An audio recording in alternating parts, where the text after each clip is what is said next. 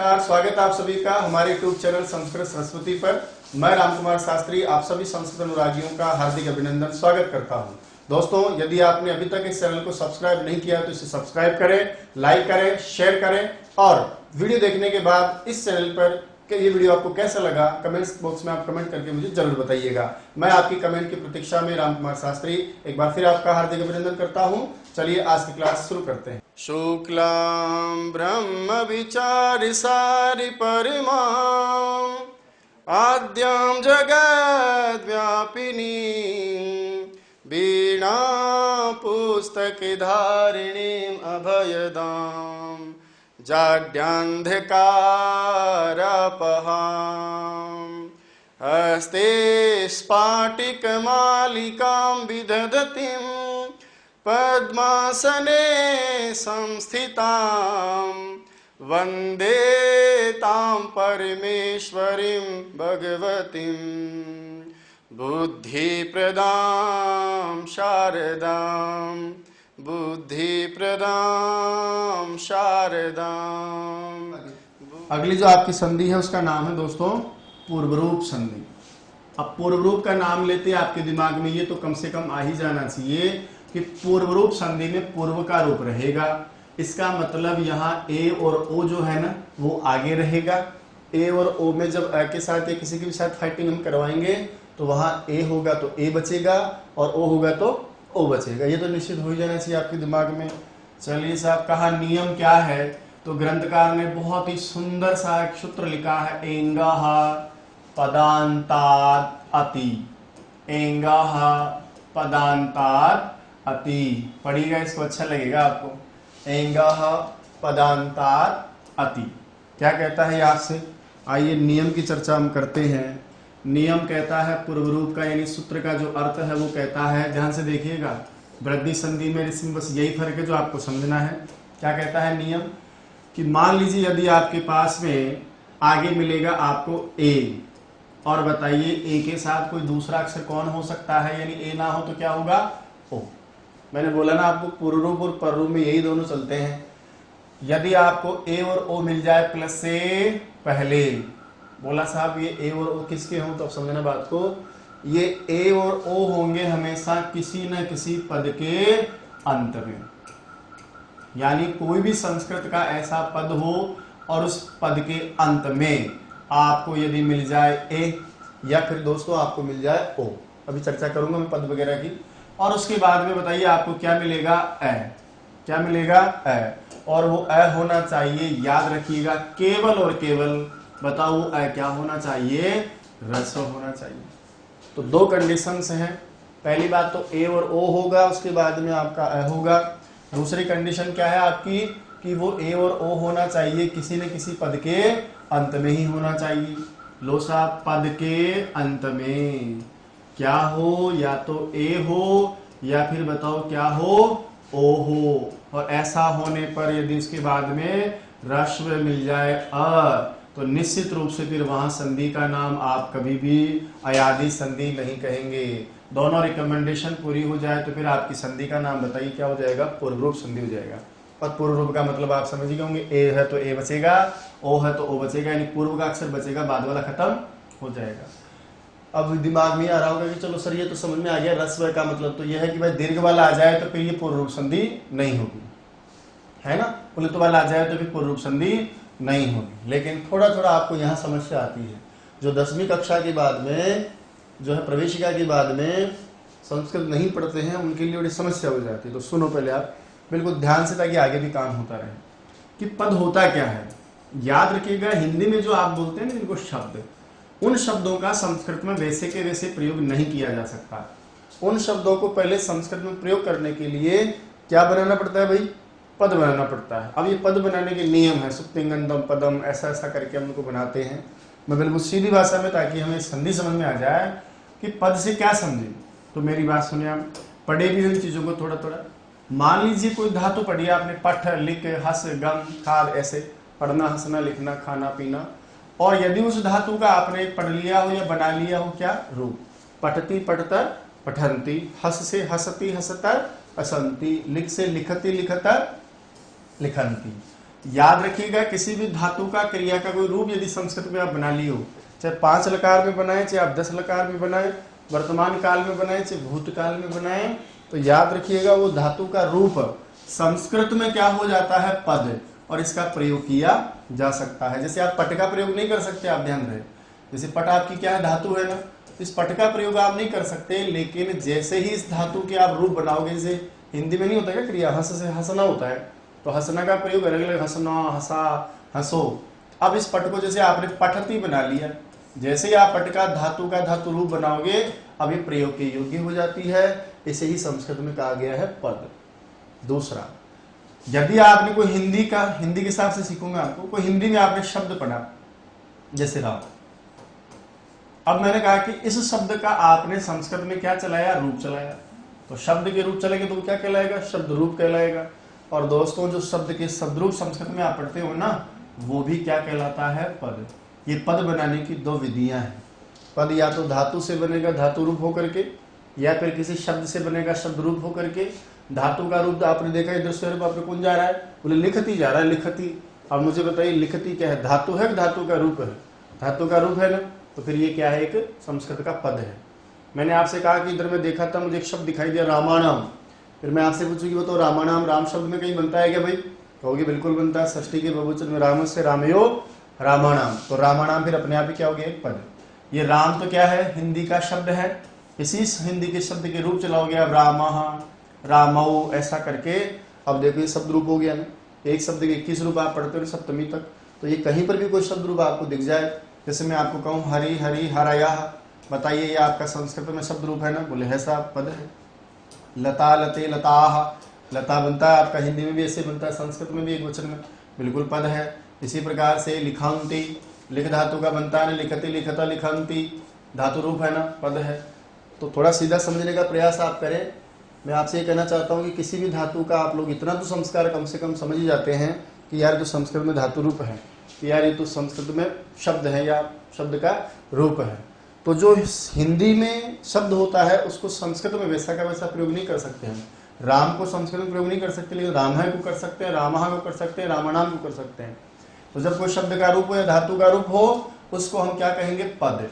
और ऐसा जो पद होगा, चाहे वो धातु रूप का पद हो, हालांकि संधि में विशेष यहाँ कोई काम नहीं होता, यही होता है ज्यादा, या फिर धातु का बनाया हुआ पद हो या शब्द का बनाया हुआ पद हो, और ऐसे संस्कृत के किसी शब्द रूप या धातु रूप के अंत में जो कंप्लीट बढ़ गया हो, उसके अंत में आपको मिल जाए या तो ए या मिल जाए आपको ओ, और उसके बाद में मिल जाए दोस्तों आपको ह्रस्व अ। ये सूत्रघात बता रहा हूं मैं आपको।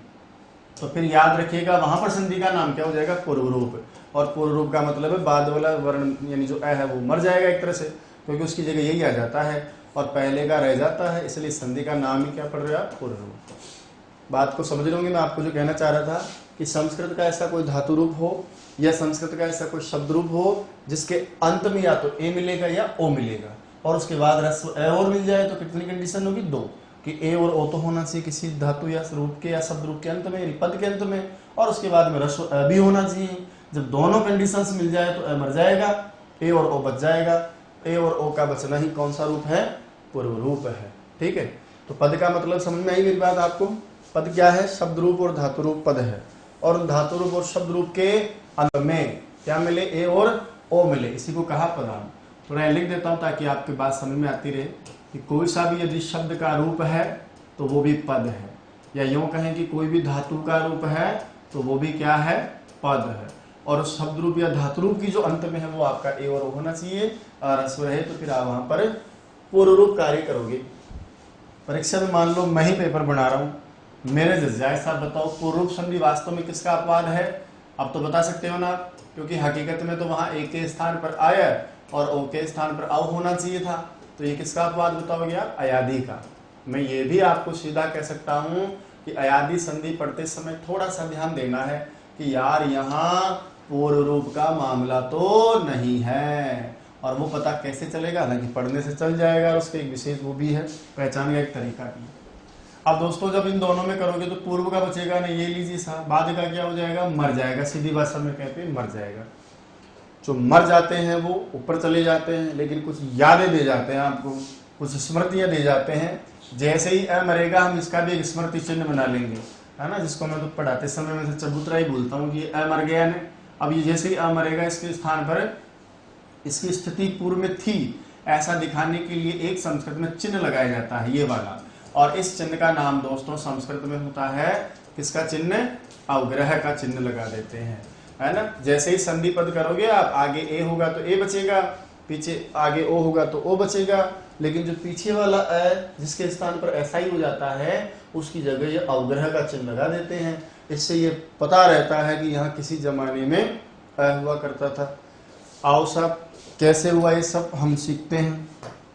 उदाहरण के लिए जैसे ग्रंथकार ने लिखा है कि हे हरे, हरे शब्द का दोस्तों संबोधन में, हालांकि यहाँ हे शब्द का प्रयोग आपको वाक्य में देकर नहीं कहेगा, मैं सिर्फ आपको समझाने के लिए कि संबोधन का एक वचन है। मैंने आपसे कहा ना कि वो पद के अंत में होना चाहिए, तो कैसे पता चलेगा? तो ऐसे पता चलेगा, जैसे हरि शब्द के रूप आप पढ़ेंगे हरे हरि हरयः, संबोधन में कैसे बनेगा? हे हरे, हे हरि, हे हरयः। तो एक हरि को आप दूर से बुलाओगे, संबोधन में प्रथमा विभक्ति होती है, शब्द रूप होता है, इसका मतलब ये पद है। और इस हरे के बाद में कहा कि हे हरे अब रक्षा करो, प्रभु हरि रक्षा करो।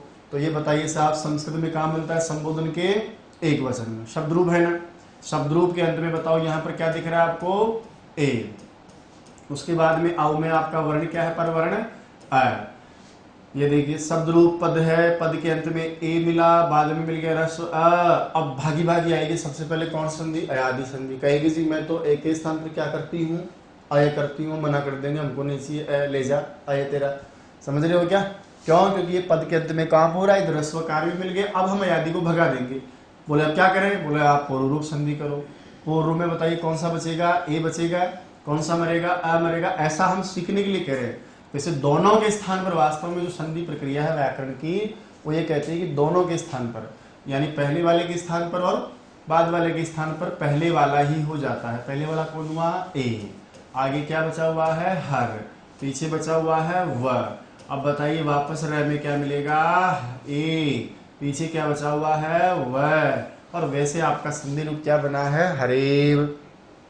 लेकिन कई बार हम जैसे सामान्य लोगों को ये भ्रम पैदा हो जाता है कि हरेव में संधि बताओ, ऐसा पूछ ले कोई, तो फिर हमारे दिमाग में ये भी तो आ सकता है ना भाई कि हरेव का तो रूप हर प्लस एव, ऐसा भी तो हो सकता है ना, हर प्लस एव। ये देखिए आगे अ है, पीछे ई है, दोनों में करोगे तो हरेव बनेगा। तो ऐसा भ्रम ना हो कि ये हर प्लस एव से बना है, उसको हटाने के लिए हम जैसे सामान्य लोगों के लिए उन मनुष्यों ने एक सहारा दे दिया कि ये जो ए आपने खत्म किया ना इसमें मिला के, उसके स्थान पर आप किसका चिन्ह लगा लीजिए? अवग्रह का। इससे ये पता रहेगा कि किसी जमाने में यहाँ कौन था? ए था। और देखो इससे सुविधा भी हो जाएगी हमको, क्योंकि जब भी आपको कोई पूर्व रूप संधि का उदाहरण परीक्षा में पूछेगा ना, तो वो इसके साथ में अवग्रह जरूर जोड़ करके देगा।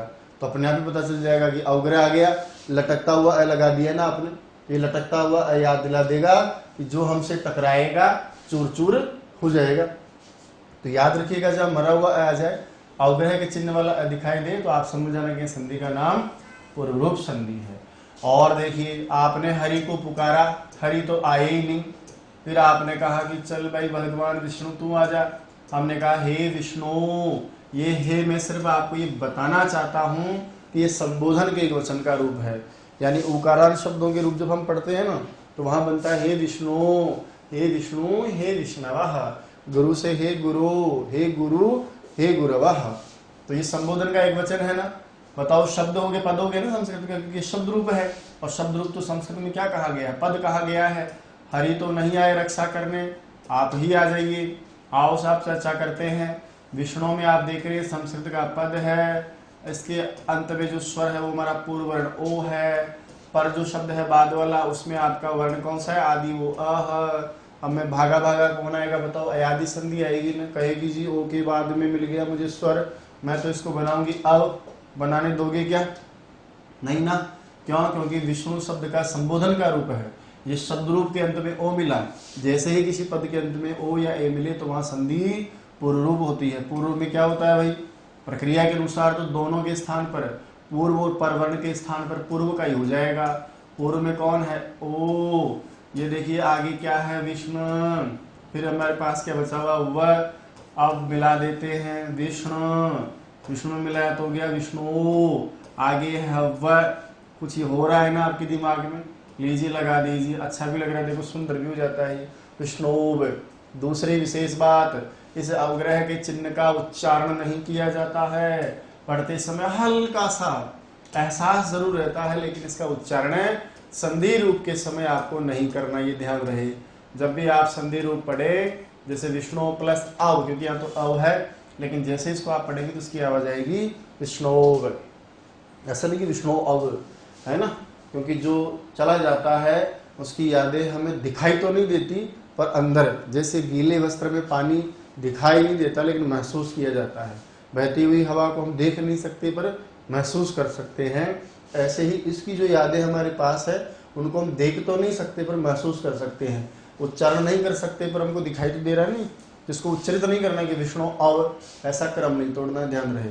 तो दोस्तों दो नियम, हम दो बशर्तें यहाँ पढ़ रहे हैं कि अयादि संधि के प्रसंग में यदि आपके पास में किसी पद के अंत में यानी किसी शब्द रूप के या किसी धातु रूप के अंत में, बताइए कौन कौन मिल जाए, या तो ए मिले या ओ मिले, और दूसरी कंडीशंस भी पूरी होनी चाहिए कि प्लस के बाद में रस हो, तो वहां पर हम पूर्व का रूप ही रखते हैं, यानी दोनों के स्थान पर पूर्व रहता है। पाद वाला खत्म, हरे प्लस अव हरेव, विष्णु प्लस अव विष्णोव। आइए हम और भी बहुत सारे उदाहरण पढ़ते हैं। कहा जैसे उदाहरण के लिए हमारे पास में हमारा उदाहरण है ग्रामे, ग्राम शब्द का सप्तमी एक वचन में क्या बनेगा, राम से क्या बनता है, रामे रामेयो रामेशु, तो फिर बताओ ग्राम से क्या बनेगा, हम कहेंगे जी ग्राम शब्द का सप्तमी एक वचन में जो शब्द रूप बनता है वो है ग्रामे। ये देखिए आगे मैंने कहा अपी, अपी का मतलब होता है दोस्तों भी, गांव में भी कोरोना जा रहा है, तो ग्रामे अपी। अब बताइए पूर्व वर्ण कौन है, ए, परवर्ण कौन है, अ, शब्द के अंत में है ना, जैसे ही शब्द रूप के अंत में आप समझ आना, पहले वाला बचेगा बाद वाला मरेगा, और जो मर जाएगा उसका हम बना देंगे चबूतरा। बताओ साहब क्या बन गया, ग्रामे अपी। अच्छा तो वे भी जाते हैं क्या, ते प्लस अपी। जब सर्वनाम शब्द आप पढ़ते हैं तो वहां लिखा होता है सह तौ ते, बहुवचन का शब्द रूप है, तद शब्द का पुल्लिंग का या स्त्रीलिंग में आप करें तो स्त्रीलिंग में भी, द्विवचन में, नपुंसक में भी तत्ते तानी सा तेता स तौते, तो कहीं पर भी आप पढ़ेंगे संस्कृत का शब्द है, जैसे ही संस्कृत के शब्द रूप के बाद अंत में ए हो, उसके बाद रस्व आकार आ जाए, ए और अ की फाइटिंग, मरेगा कौन, अ, बचेगा कौन, ए, और पीछे जो पी लगा हुआ उसको आप लगा दीजिए। ते अपी पढ़ू या तेती पढ़ू, बिल्कुल ते पे पढ़ेंगे साहब। वे सारी की सारी अकर्मक धातुएं हैं, ते प्लस अकर्मकाह, अकर्मकाह। बताइए आगे कौन है पद के अंत में, ए, बाद में मिल गया रस्व अ, दोनों के स्थान पर कौन सा वाला रहेगा, पहले वाला। लीजिए ते, हमने इसको बना दिया अवग्रह के रूप में, और आप इसको पढ़ेंगे ते कर्मकाह। उसी प्रकार से वने अस्ति, अरे राम कहाँ है मेरा, बोले भैया राम तो वन में है। वन शब्द से सप्तमी एक वचन में कौन सा शब्द रूप बनेगा भाई, वने बनेगा, तो वने बताइए आगे है ए, पीछे मिल गया ना रस्व अ, हम कर देंगे जी ए और अ के स्थान पर केवल ए, और ये देखिए अ के स्थान पर हो गया अवग्रह, और आपका शब्द बन गया वनेस्ति। क्या बन गया, वनेस्ति। इस संसार में अब अच्छे लोग नहीं रहे, लोक शब्द से सप्तमी में क्या बनेगा, लोके, और इसका जो मीनिंग है सप्तमी में वहां क्या बनेगा, अस्मिन। शब्द रूप है, शब्द रूप के अंत में ए मिला, पीछे रस्व अ मिला, दोनों की फाइटिंग। बताइए ए बचेगा अ बचेगा, ए बचेगा, रस्व अ, उसकी जगह हमने लगा दिया अवग्रह का चिन्ह। पढ़ो देवी कैसे पढ़ेंगे हम, लोकेस्मिन, बन गया ना भाई। उसी प्रकार से ग्रामे, वने, और देखो गृहे अत्र, अरे गृहे यानी घर में, अत्र यानी यहाँ, अत्र गृहे, अर्थात यहाँ अत्र का मतलब होता है यहाँ अव्यय शब्द, अधिकारी शब्द है, गृह यानी घर में, वही ए आगे है और अ पीछे है, शब्द रूप है, उसके बाद में आने वाले ए की हत्या बना दी हमने चबूतरा। उसी प्रकार से ते, अस्तु, तुम्हारा, तुम सबका हो, क्या हो, स्वस्ति अस्तु, तुम सबका कल्याण हो। तो बताइए कैसे पढ़ोगे, ते अस्तु। अब देखिए पहले आप समझने में भले इसको जटिल समझे, पर ये बहुत रोचक संधि है ना, और इसकी पहचान करना भी बहुत सीधा है। समझ रहे होंगे मेरा इशारा किस ओर है, कि जहां जहां भी अवग्रह दिख रहे ना आपको, तो वहां अपने आप ही आप संधि का वो कर सकते हैं कि भाई यहाँ तो पूर्वरूप संधि। हालांकि कहीं कहीं दीर्घ संधि के प्रसंग में भी अवग्रह का प्रयोग किया जाता है, जैसे सा प्लस आर्या, तो आ और आ मिलके क्या हो जाता है, आ। लेकिन आपको यहाँ सा दिखाने के लिए और यहाँ आ शब्द वर्ण को अलग से दिखाने के लिए कई बार दीर्घ संधि में भी अवग्रह का चिन्ह कर दिया जाता है। ए होता तो एक बार आता, दो बार आने का मतलब है कि यहाँ ए ओ आ है ना। तो ऐसा जरूरी भी नहीं है कि सर ने कहा कि भैया पूर्व रूप में ही ऐसा होता है, तो जब भी लटकता हुआ मरा हुआ दिखाई दे रहा आप ठोक दो, बोले पूर्व रूप कर दो, है ना, और परीक्षा में कुछ और आ जाए, मेरे मत्थे मर दो कि आपने बताया था साहब, कहा था आपने। तो ध्यान रखिएगा कई बार दीर्घ संधि में भी ऐसा होता है, लेकिन ए के बाद में अवग्रह हो, ओ के बाद में अवग्रह हो, तो 100% पे संधि का नाम क्या होता है, वहां पर पूर्व रूप संधि होता है। चलिए आगे बढ़िए साहब। आपके सामने ऐसा जरूरी नहीं है कि केवल ए ही हो, भाई पूर्व अक्षर के हिसाब से आपके सामने और दूसरा कौन हो सकता है, ओ भी तो हो सकता है ना। अब ओ कहाँ मिलेगा, तो ये ज्यादातर उकारांत शब्दों के संबोधन के एक वचन में आपको मिलता है ना। जैसे विष्णु प्लस अव पढ़ा है ना आपने, विष्णु अव। इसी प्रकार से हे गुरु अत्र आगच्छतु, हे गुरुजी यहाँ आ जाओ। गुरु शब्द का संबोधन वचन क्या बनेगा, गुरु। अत्र माना यहाँ। अब जब आप संधि करोगे तो शब्द रूप के अंत में ओ मिला, आगे रस्व अ मिला, और इन दोनों में आप संधि करने जाओगे, पूर्व का बचेगा ओ, बाद वाले एक के स्थान पर क्या हो जाएगा, अवग्रह रह जाएगा, गुरु अत्र। इसी प्रकार से सह शब्द का विसर्ग संधि में क्या बन जाता है, सो, और उसके बाद में भी सह का ही रूप होता है सो, है ना, पहले सह होता है ऐसा, फिर इसी का हम विसर्ग संधि में उ आदि करके स प्लस उ और बराबर क्या हो जाता है, सो। विसर्ग संधि में यहाँ थोड़ा भ्रम भी रहता है, वो मैं आपको विसर्ग संधि के प्रोग्राम में जब आपको मैं पढ़ाऊंगा उसमें समझाऊंगा, ठीक है। तो सो प्लस अपी, आगे है ओ, पीछे है आ, दोनों की फाइटिंग में मरेगा कौन, है, और उसके स्थान पर हम बना देंगे किसका चिन्ह, अवग्रह का चिन्ह। इसी प्रकार से कह शब्द से विसर्ग संधि में क्या हो जाएगा, को।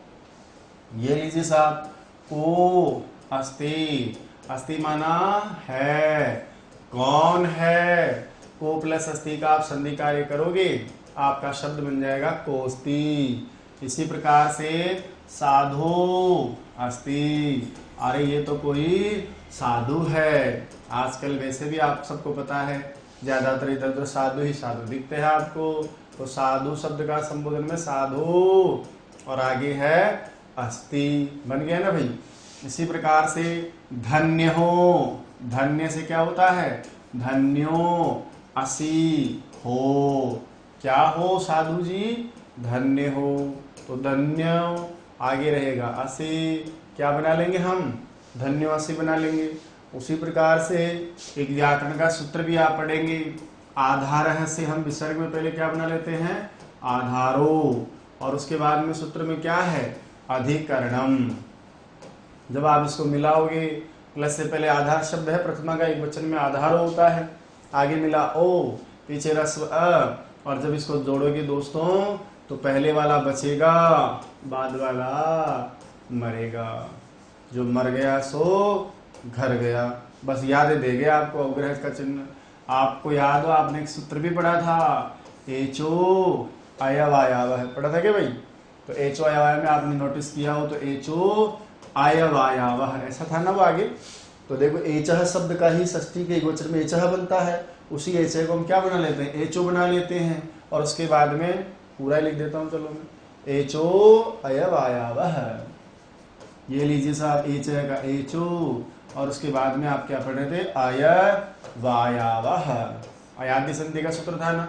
अब यहाँ पर संधि कार्य करोगे, पीछे रस्व अ है, और इसको हम क्या कर देंगे, इसकी हत्या, और उसके बाद में ये देखिए अवग्रह बन गया, अयवायावः, और ये आपका सूत्र जैसा आपने पढ़ा था, ठीक है।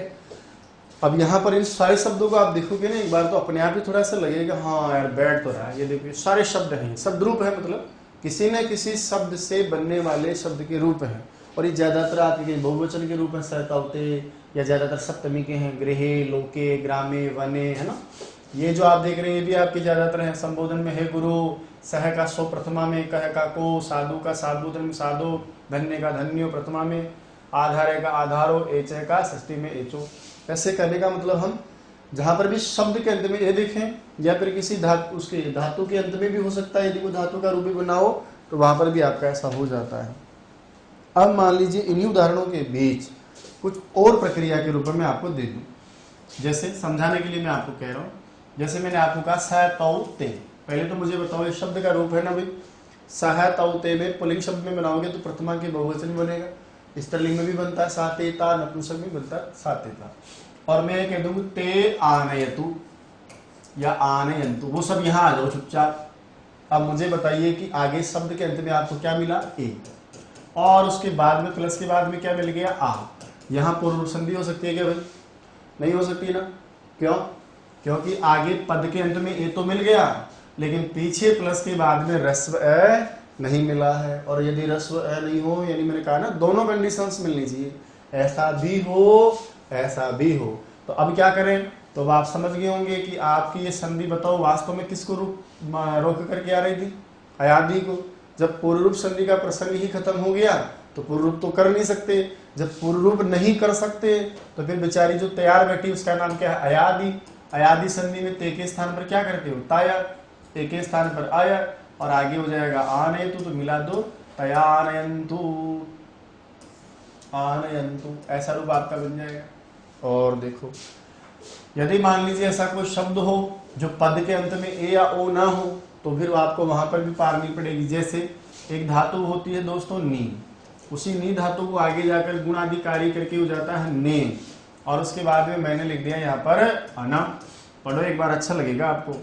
क्या पढ़ा आपने इसको, ने प्लस अनम।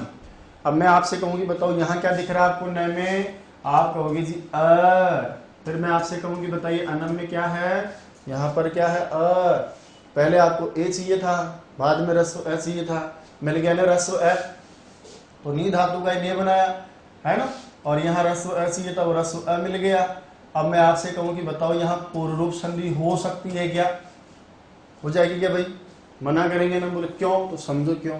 क्योंकि ये नी क्या है, एक धातु है, और इस धातु का आगे क्या होता, धातु रूप होता, नयति, नयत, नयंती की तरह। तब तो हम निश्चित रूप से यहाँ पूर्व रूप कर लेते, पर ये अभी धातु ही है, अभी धातु को ही काम हो रहा है, इसको पद नहीं बनाया गया है, इसका धातु रूप नहीं बनाया गया है। जब दोस्तों धातु रूप नहीं है तो वो पद नहीं है, पद नहीं है तो पद के अंत में ए मिला ही नहीं आपको, जो धातु है, धातु का रूप तो नहीं है ना। तो दोस्तों शब्द के अंत में, यानी धातु रूप के अंत में या शब्द रूप के अंत में ए होने पर ही और बाद में रस्व अ होने पर ही आप पूर्व रूप संधि करेंगे, अन्यथा पूर्व रूप नहीं करेंगे। अभी तो धातु है, धातु का रूप तो है नहीं, आप पूर्व रूप नहीं करेंगे तो ने के स्थान पर आपने क्या किया, नय, आगे मिला दिया अनम, और आपका बन गया नयनम। तो टे प्लस आनयन्तु, इसका जब रूप बनाएंगे तो यहाँ पर क्या हो गया, ताय आनयन्तु, है ना। उसी प्रकार से वहां पर भी हम ने प्लस अनम, और यहाँ क्या हो जाएगा, नयनम। इस तरह से हम यहाँ काम करेंगे, ठीक है। तो मेरे कहने का मतलब है कि यदि किसी शब्द के अंत में ए और ओ हो लेकिन पीछे रस ए ना हो तो भी हम संधि कार्य नहीं करेंगे, है ना। और इसी तरह से, ये गलत लगा है, इसको समझ आया, आनयन्तु है भी ना। और यदि मान लीजिए आगे पद के अंत में तो आपको मिल गया लेकिन बाद में आपको रस्व अ नहीं मिला तो भी आप नहीं करेंगे, और पीछे रस्व अ मिला लेकिन किसी पद के अंत में नहीं मिला तो भी आप फिर पूर्व रूप संधि नहीं करेंगे। जैसे ही पूर्व रूप का प्रसंग खत्म हो जाएगा उसके बाद अपने आप ही कौन सी संधि तैयार बैठेगा आपके लिए, अयादि संधि, ठीक है। तो यहाँ पर भी अयादि कर दी, यहाँ पर भी अयादि, और जितने भी आपने पहले अयादि के उदाहरण पढ़े हैं वो सारे के सारे कहीं न कहीं आपका विशेष रूप से वो ऐसा ही प्रसंग था जहाँ ये दोनों कंडीशंस नहीं मिल रही थी। आगे देखो आप और लिखे, संधि का नाम क्या है, पूर्व रूप संधि। सूत्र कौन सा था, एंगः पदान्तादति। पढ़ो एक बार, सूत्र का नाम क्या था, एंगः पदान्तादति। लिखो एंगः पदान्तादति, एंगः पदान्तादति।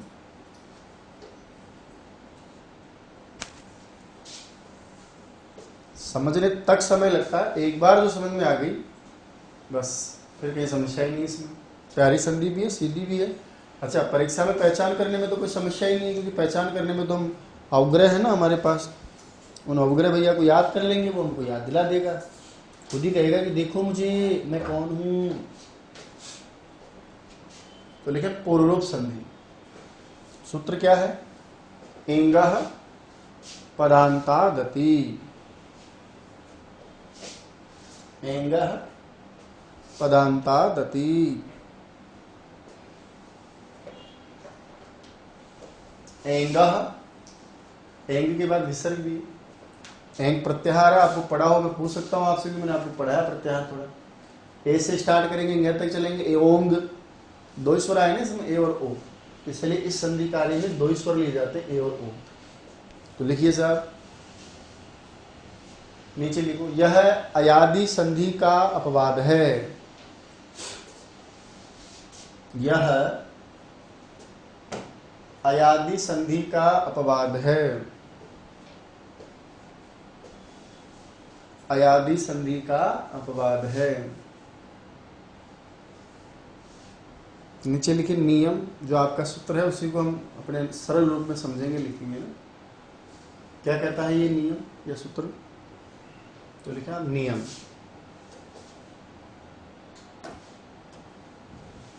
नियम लिखिए, पद के अंत में स्थित, पद के अंत में स्थित ए या ओ स्वरों के बाद, पद के अंत में स्थित ए या ओ स्वरों के बाद ह्रस्व अ के रहने पर पूर्व और परवर्ण के स्थान पर, बताओ कौन सा वाला शेष रहेगा? पूर्व वाला। तो लिखिए, पूर्व और परवर्ण के स्थान पर पूर्व वर्ण एकादेश हो जाता है। एकादेश इसलिए कहा कि दोनों की जगह केवल एक ही रह जाता है इसमें। पूर्व वर्ण एकादेश हो जाता है। नीचे लिखें, यहां संधि रूप में, ये एस की आकृति के जैसा होता है भैया ना, इसको बनाना थोड़ा सा बिखरा हुआ है ऐसे, तो सिस्टम से एस तो ऐसे होता है, ये थोड़ा बिखरा हुआ है ऐसे, लटकता हुआ, हवा के प्रवाह के साथ उड़ता हुआ। तो लिखिए, संधि रूप में अ के स्थान पर, संधि रूप में अ के स्थान पर अवग्रह का चिन्ह, ये बना भी लेना ब्रैकेट में, अवग्रह का चिन्ह लगा दिया जाता है। अवग्रह का चिन्ह लगा दिया जाता है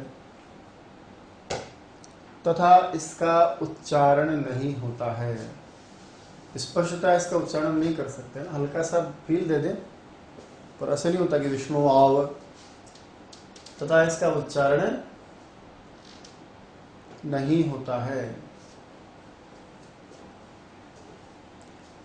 नहीं होता है, उसका उच्चारण नहीं होता है। नीचे की लाइन में लिखें, अभी लिखें, संस्कृत में,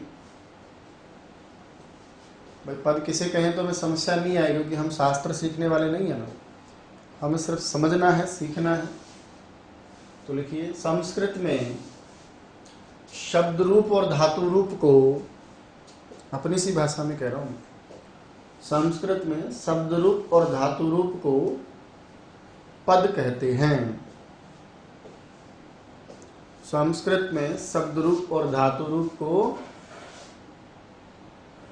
पद कहते हैं। पद कहते हैं। लिखिए साहब, उदाहरण में आ जाओ। जैसे, जैसे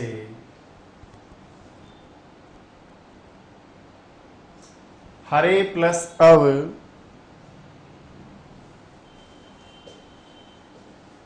जैसे हरे प्लस अब क्या बनाएंगे आप? हरेव। हरेव अ की जगह अवग्रह लगा देंगे। ये है तो मैंने आपको समझाने के लिए कि भाई संबोधन में जब दूर से बुलाया जाता है तो उसको हम ऐसे पढ़ते हैं। इसी तरह ओ हो तो भी हम ऐसा ही करेंगे। विष्णु प्लस अब विष्णोव। विष्णु प्लस अब विष्णोव। ये दोनों ग्रंथकार ने लिखे हैं, उदाहरण इसलिए परीक्षा की दृष्टि से भी अच्छे हैं। और मैं बार बार कह रहा हूं कि जो लघु कौमुदीकार ने आपके लिए लिखा है, सीधा सवाल तो उन्हीं में से ज़्यादा पूछता है, चाहे वो टीजीटी पीजीटी कोई सा भी टेट वगैरह एग्जाम हो। तो विष्णु प्लस अब विष्णोव। आगे बढ़िए साहब, लिखिए इसी तरह एक प्रकार से मैंने ए के लिखे, इधर ओ के उदाहरण लिखे। तो लिखे ग्रामे प्लस अपी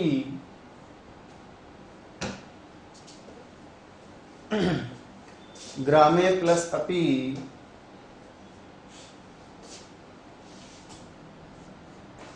ग्रामेपी ग्रामेपी।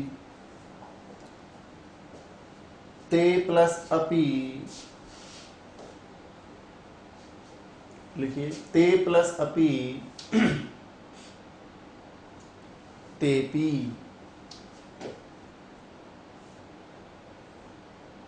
तेपी। ते प्लस अकर्मकाः ते प्लस अकर्मकाः बन जाएगा ते कर्मकाः। तो अ का उच्चारण नहीं करना, हल्का सा फील देना। ते कर्मकाः ते कर्मकाः। वने प्लस अस्ति वने प्लस अस्ति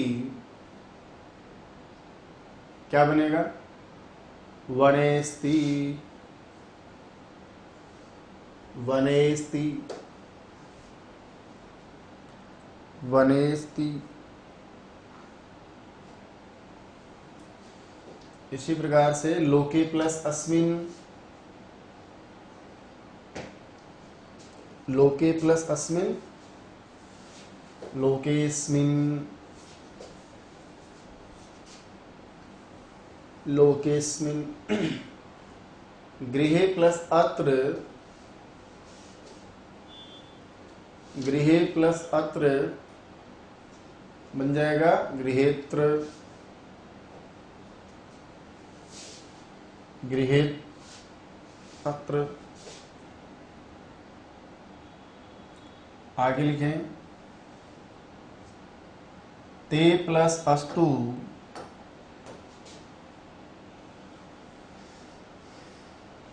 ते प्लस अस्तु तेस्तु तेस्तु। दूसरी तरफ हम ओ के उदाहरण लिखेंगे इसी तरह। गुरु प्लस अत्र गुरु प्लस अत्र की जगह उग्र लगाना, इसके अलावा कोई परिवर्तन ही नहीं। गुरुत्र गुरुत्र। सो प्लस अपि वह भी है ना, सो प्लस अपि सोपी सोपी। को प्लस अस्ति को प्लस अस्ति कोस्ति। कौन है? बाहुबली है, तो को अस्ति कोस्ति। साधो अस्ति हे साधो अस्ति साधो अस्ति साधोस्ति साधोस्ति। धन्यो असि असि माना हो, है ना।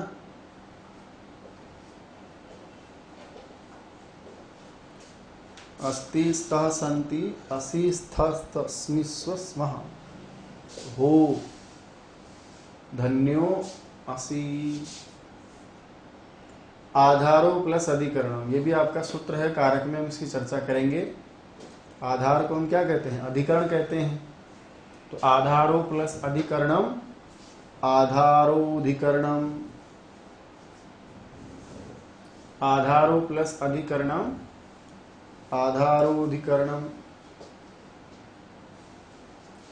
एचो प्लस अयवायावः, ये भी सूत्र है जिसकी चर्चा हम अयादि संधि में कर लिए भाई।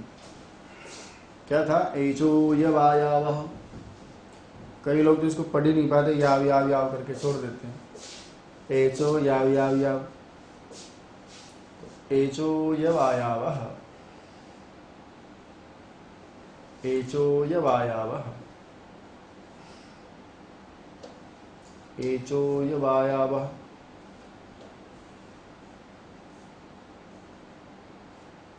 पढ़ने में समस्या आती है ना इसमें, थोड़ी देरी से पढ़ेंगे तो हो जाता है।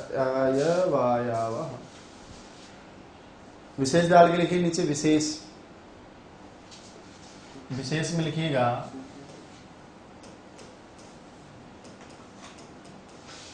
विशेष में लिखो आप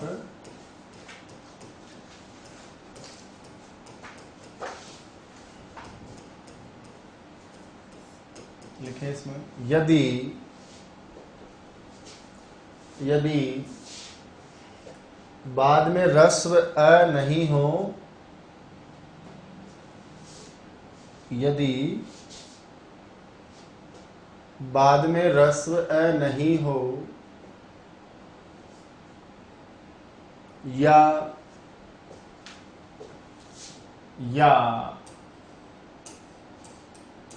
पूर्व में ए तथा ओ, ए तथा ओ, ए तथा ओ किसी पद के अंत में नहीं हो,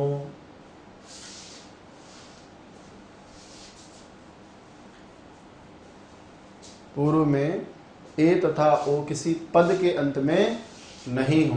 भाई बाद में तो ह्रस्व अ नहीं हो, तथा पूर्व में ए तथा ओ किसी पद के अंत में नहीं हो, तो पूर्व संधि होगी क्या?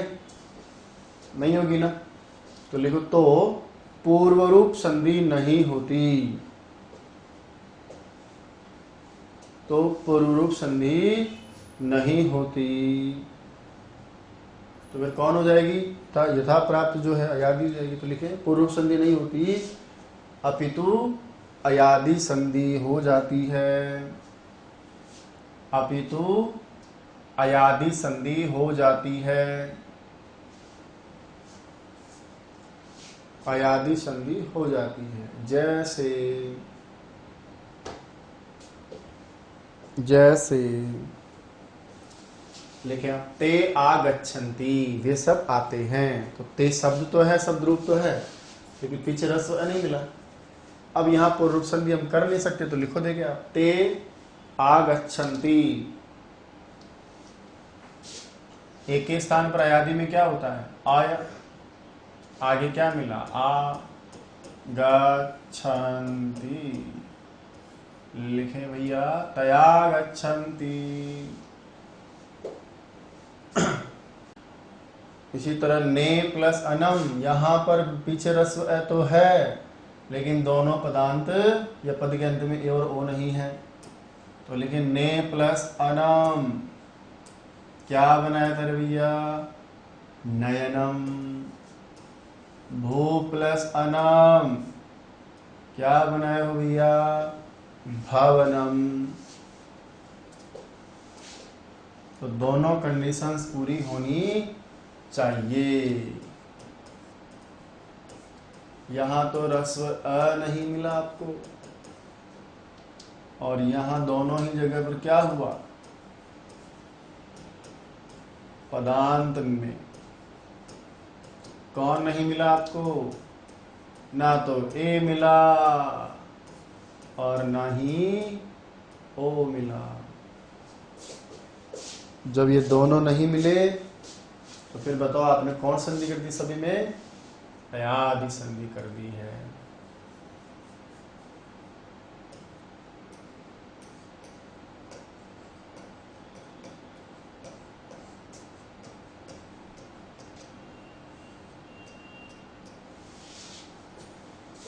पूर्व नहीं होगा ना, फिर अयादि हो जाएगी, तो अयादि संधि कर ली हमने।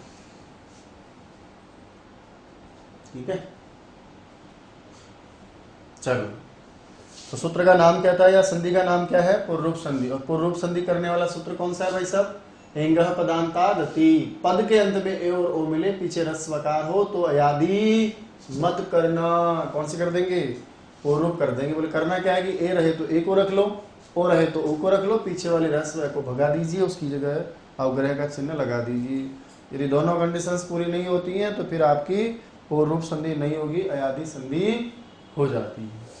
अब देखो, मैंने आपसे कहा था कि यदि पूर्व में ए और ओ की स्थिति हो और पीछे रस्व की स्थिति हो, ऐसी हिसाब से आप अयादि संधि के प्रसंग में दो कंडीशंस पूरी हो जाए आपकी। कौन सी कंडीशन? एक तो कि वो जो आपका ए और ओ है वो पदांत में होना चाहिए था, और दूसरी कंडीशन क्या थी आपकी कि इसके बाद में केवल और केवल कौन सा चलेगा? रस्व है, क्योंकि यह तो 18 प्रकार का है ना, या मुख्य 3 प्रकार का मान लीजिए। तो दीर्घ वाला प्लुत वाला नहीं चलेगा, केवल रस्व चलेगा। तो ये कंडीशन हो जाए तो फिर आप अयादि संधि नहीं करते हैं, अयादि संधि को रोक लेते हैं कि यार देख ऐसा है, तेरे पास इतना बड़ा संसार था, कहाँ कहाँ हो जाती है तुम, मैं तो बेचारा गरीब का आदमी, इतना सा मुझे दे दे। तो अयादि के हिस्से में से ही आपने जैसे ये कंडीशंस पूरी हुई और आपने संधि का नाम क्या रख लिया? पूर्व रूप रख लिया। अब मान लो ये कंडीशंस पूरी नहीं होती हैं तो अपने आप ही कौन सी हो जाएगी? वापस अयादि हो जाएगी। इसी प्रकार से चर्चा प्रारंभ करने से पहले मैंने आपको एक विपरीत कंडीशन से भी अवगत करवाया था कि देखिए भाई साहब, यदि मान लीजिए आगे मिले आपको अ और इसके बाद मिलेगा ए या ओ, और वहां हकीकत में संधि कौन सी प्राप्त होती है? वृद्धि होती है ना। अ प्लस ए बराबर आपने आई बनाया है, अ प्लस ओ बराबर आपने औ बनाया है। लेकिन कुछ कंडीशंस यदि पूरी हो जाए तो फिर वहां आप पर वाला वर्ण ही शेष रखोगे। इस संधि का नाम बताओ क्या हो जाएगा? पररूप संधि हो जाएगा। कैसे हो जाएगा? इसका मतलब की बार कौन मरेगा? अ मरेगा, पीछे वाले रह जाएंगे, तो ए रहेगा तो ए रहेगा, ओ रहेगा तो ओ रहेगा, संधि का नाम ही पररूप हो जाएगा। अब ये कैसे होता है उसी की चर्चा हमको करनी है। दो कंडीशंस जैसे अयादि में मिली तो हमने वहां पूर्व रूप कर लिया, दो ही कंडीशंस आपको यहां मिले तो आप फिर वृद्धि को रोक लेके थोड़ी देर के लिए और आप क्या कर दोगे? आपकी अलग संधि कर लोगे, उसका नाम है। तो दोस्तों ये थी आज की क्लास, एक नए अंदाज में, एक नए विषय वस्तु के साथ, एक नए तरीके के साथ। आशा करता हूं आज का वीडियो आपको बहुत अच्छा लगा होगा। आज की क्लास आपकी प्रतियोगी परीक्षा के लिए बहुत लाभदायक रहेगी। दोस्तों ये वीडियो कैसा लगा, वास्तविक आपका अनुभव कैसा रहा, ये कमेंट्स बॉक्स में आप मुझे कमेंट करके जरूर बताएंगे। आपके कमेंट्स को पढ़ करके मैं जवाब दूंगा, और भी हम बहुत सारी अच्छी अच्छी चीजें पढ़ते रहेंगे, सीखते रहेंगे। आपके कमेंट्स से मुझे जो ऊर्जा मिलती है, यकीन मानिएगा आने वाली क्लासें और भी जोरदार होंगी, आपके लिए जो वास्तव में फायदेमंद रहेंगी। रीट और सीटेट या कोई भी सीट परीक्षा होगी उसमें हम बहुत अच्छे प्राप्त करेंगे। बने रहिएगा चैनल के साथ। जय तु संस्कृतम, जय तु भारतम।